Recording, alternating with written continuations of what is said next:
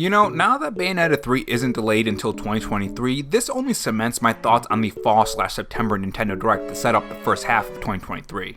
If we do, I hope we see Breath of the Wild 2 there.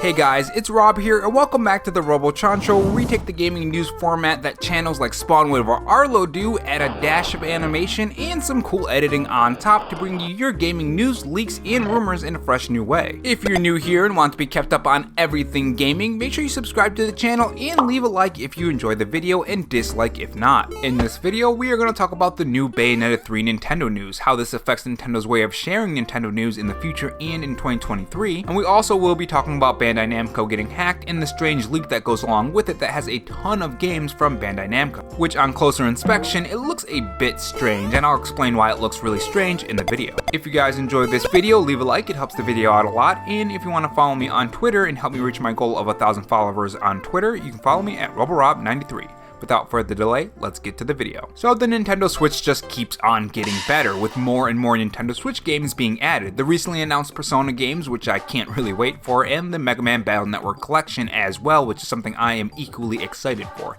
And even the upcoming Xenoblade Chronicles 3, which I am really excited for. But I think one game that we are all wondering on where the heck it is and what's gonna happen with the release date is Bayonetta 3. While we did get a release window for 2022 during that first trailer, we didn't get a release date. Actually, correction on that, I don't think we got a release window in the first trailer, I think it was just a CGI trailer. Now that gameplay trailer looked a bit rough, and I'm specifically talking about the second gameplay trailer. The performance and resolution didn't seem to be too crisp and clear, which is something that I was really worried about because we didn't see any gameplay for so long on Bayonetta 3, you have to help but wonder if there's something going on. I can't be the only one who thought, is this gonna get cancelled, is it gonna get delayed until 2023, what's going on? When you add in those rumors and the development troubles of Bayonetta 3, because Platinum Games was spreading themselves too thin among different games, I started to worry that Bayonetta 3 was in a bit of trouble. But gladly, and I'm really glad about this, is that I can say that all those worries are pretty much gone now. We have this new Bayonetta 3 trailer that gives the release date for Bayonetta 3, which is gonna be October 28th for those wondering. And not October 28th of 2023, but October 2022, which is just fantastic and kind of crazy when you think about it. I'll tell you guys why it's crazy later in this video, but first I want to talk about why this reveal shocked me. While there are some games that run completely fine on the Nintendo Switch and run fantastic actually, there are some games that just don't. If I'm being 100% honest with you guys with no bias towards the Nintendo Switch at all, there are some games that do look like utter crap.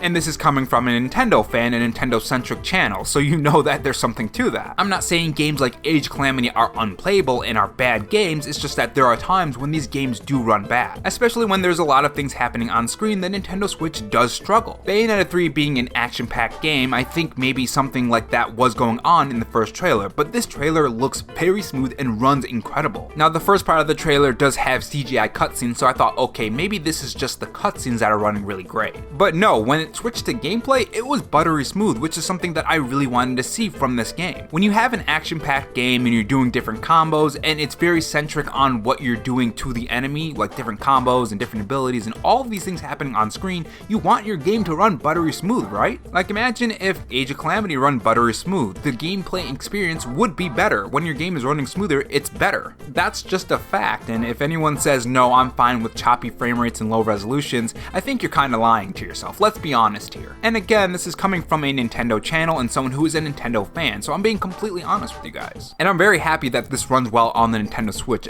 Presumably, it could not run very well. We have to see. This is just one section of the game that we're seeing, but so far, so good. If there is one thing that I've learned from movie trailers, from watching so many movies over the past couple of years, because I do go to the movies quite a lot, at least 2 to 3 times a week sometimes, is that companies can use trailers to not as much as trick you, Well, yeah, I guess you would say it's tricking.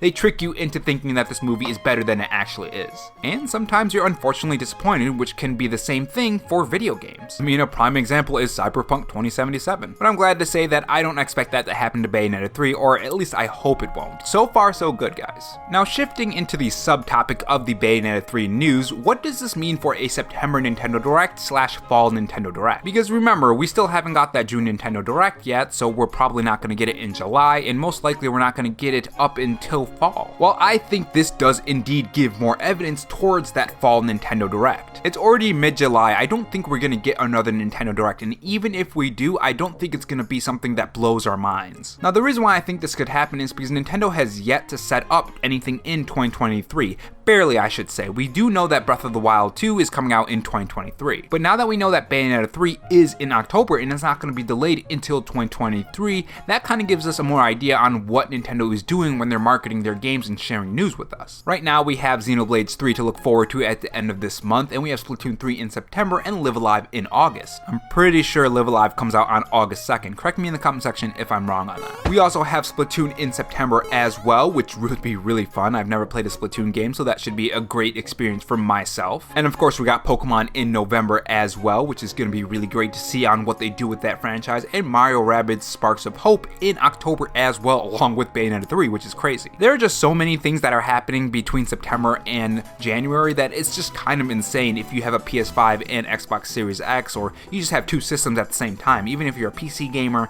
and a Nintendo Switch gamer. But anyways, my excitement for these games are getting me a bit off track. My point is that Nintendo hasn't shared any information for 2023. And if you've been paying attention to how Nintendo likes to promote their games, or the Nintendo momentum that I always speak about on this channel, is that Nintendo likes to give us information at a concurrent pace. Essentially the marketing of Nintendo. From what I can tell, Nintendo likes to promote their games bit by bit over the course of a month. So like we saw with Xenoblade Chronicles 3, we got that direct, and even before that we got a lot of trailers for that, right? And before that you guys probably noticed that they were marketing Mario Strikers a lot. So you had Mario Strikers, and then as Mario Strikers released and kind of excitement around Nintendo was dying down a bit, you saw them promote more and more of Xenoblade Chronicles 3. Now if you guys have noticed, there hasn't been a lot of Xenoblade Chronicles 3. Yes, there has been some here and there, but not as much as before. Now that the hype and excitement around Nintendo is dying down a bit, what did they share? They shared the Bayonetta 3 news. And now the excitement for Bayonetta 3 is up, and I guarantee in a couple weeks or a couple days we're gonna hear some kind of new news. We also had the Kirby news as well. If you guys haven't heard, there is a new free-to-play Kirby game coming to the Nintendo Switch. And I guarantee a couple weeks after Xenoblade Chronicles 3 releases, we'll see some marketing for Live Alive, and then when that dies down, we'll probably see some marketing for Splatoon 3. And again, I'll go more in depth into all of this and all my thoughts and ideas and speculation on this in a separate video. Make sure you guys are subscribed for that. But my point here is that Nintendo likes to market their games at a certain rate, and most likely they're gonna want to do that closer to January. And what better way to do that than a big Nintendo Direct? Now there is a second option that they could do, and they could do a whole bunch of Twitter drops and trailer drops as well. Essentially doing what they're doing right now. I hope they don't do it because I do like those big Nintendo Directs,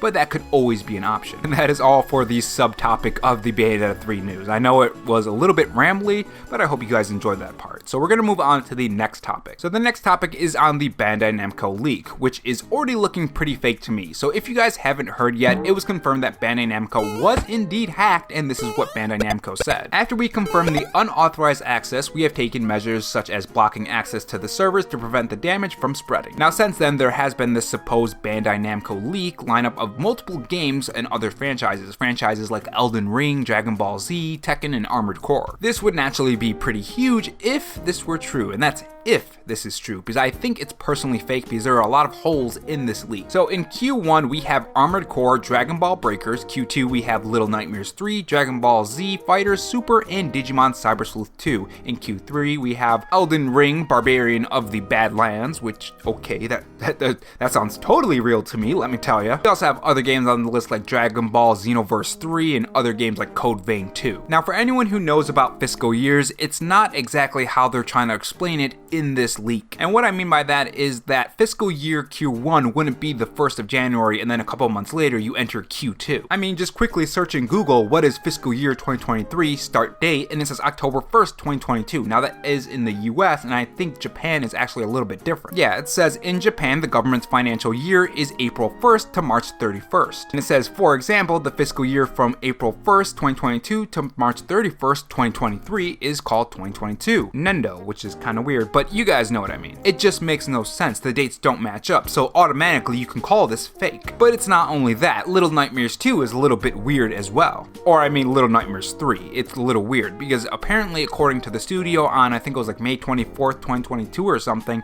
they're gonna be working on a different game, not Little Nightmares. And not only that, but the logo from Tekken was also from a supposed leak from the past before this even happened. So someone actually took that logo and placed it on this document, making it completely fake and someone making it. So personally, after all of this and digging through all of the holes of it, I think it's personally fake. Plus, let's be honest, the Elden Ring title looks completely fake. Not only that, but they would have announced DLC early on. Every company loves to announce DLC along with the game. They say future content is coming. And correct me if I'm wrong in the comment section, but I could have sworn there was something about them saying that this is a complete game. There is not going to be any DLC. I could have sworn people were saying that and the press was saying that or something. But yeah, overall, I think it's personally fake. Make sure you guys tell me if it's fake or if you think it's fake in the comment section below. And don't forget to tell me your thoughts on the Bayonetta 3 news. I am really excited for Bayonetta 3 because it looks like a fantastic game and I personally hope I have enough money to play it. There are a ton of games that I want to play, from the Mario Rabbids Sparks of Hope to Splatoon 3 to Xenoblade Chronicles 3, and that's just the Nintendo Switch. I have a PC and a PS5, so I got a lot of things to look forward to and I gotta kind of pick and choose which ones I want. My wallet is not gonna look pretty after all of this. But yeah, tell me your thoughts in the comment section below. And if not, on your way out, make sure you subscribe for more videos and also have that notification bell on. And if you want to support the channel in any other way, there is my Patreon and Twitter account in the pinned comment if you're interested in those. Oh, and also have this donut if you're still sticking around for me rambling. Thanks for watching, guys, and remember, stay safe, stay charged, and have a good one.